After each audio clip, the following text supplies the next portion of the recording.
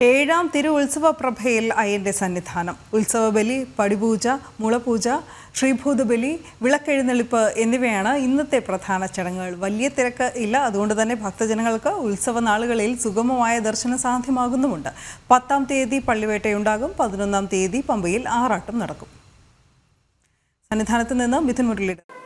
ഭഗവാന്റെ ശ്രേഷ്ഠമായ തിരുവുത്സവ ചടങ്ങുകളുടെ ചൈതന്യത്തിലാണ് സന്നിധാനം. ഉത്സവ ബലിയും വിളക്കെഴുന്നള്ളിപ്പും ശ്രീഭൂത ബലിയും എല്ലാം ദർശിച്ച് നിർവൃത്തി നേടിയാണ് ഈ ദിവസങ്ങളിൽ എത്തുന്ന ഭക്തരുടെ മടക്കം.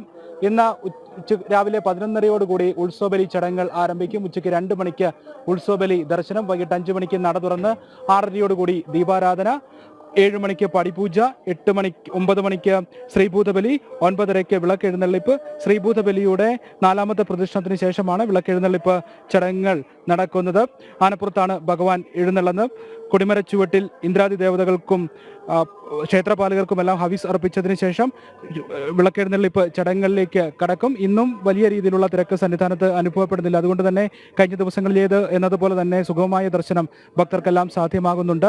18-ാം പടി തൊട്ടു വണങ്ങി കയറി സാവധാനം 18-ാം പടി കയറി വരുന്നതിനുള്ള സാഹചര്യമെല്ലാം ഇന്നും എത്തുന്ന ഭക്തജനങ്ങൾക്കെല്ലാം ഉണ്ട്. വലിയ തിരക്ക് അനുഭവപ്പെടാത്തത് കൊണ്ട് തന്നെ സുഗമമായ ദർശനം കിട്ടിയതിൻ്റെ നിർവൃതിയിലും സന്തോഷത്തിലുമാണ് ഭക്തജനങ്ങളുടെ എല്ലാം മടക്കം. മാളികപ്പുറങ്ങളും കുഞ്ഞു അയ്യപ്പന്മാരും എല്ലാം ധാരാളമായി ഈ ദിവസങ്ങളിൽ സന്നിധാനത്തേക്ക് എത്തുന്നുണ്ട്. ഇനി തിരക്ക് പ്രതീക്ഷിക്കുന്നത് 10-ാം തീയതിക്ക് ശേഷം തിരക്ക് പ്രതീക്ഷിക്കുന്നുണ്ട്. വിഷുവിനോടനുബന്ധിച്ച ദിവസങ്ങളിലൊക്കെ വലിയ തിരക്ക് ഉണ്ടാകുമെന്ന് പ്രതീക്ഷിക്കുന്നു.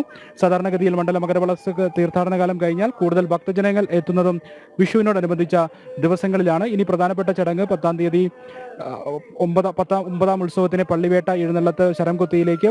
പിന്നീട് 11-ാം തീയതി രാവിലെ ശ്രീകോവിലിൽ പൂജകൾ പൂർത്തിയാക്കി രാവിലെ 9 മണിയോടുകൂടി ഉത്സവബലിയും ആറാട്ടുബലിയും ഉഷപൂജയും പൂർത്തിയാക്കി ആറാട്ട് ഘോഷയാത്ര പമ്പയിലേക്ക് പുറപ്പെടും. പിന്നീട് രാവിലെ 11 മണിക്കാണ് പമ്പയിൽ ആറാട്ട് നടക്കുന്നത്. വൈകിട്ട് 4 മണി വരെ പമ്പ ഗണപതി ക്ഷേത്രത്തിൽ ആറാട്ടിന് ശേഷം അയ്യപ്പ ഭഗവാനെ എഴുന്നള്ളിച്ചിരുത്തും.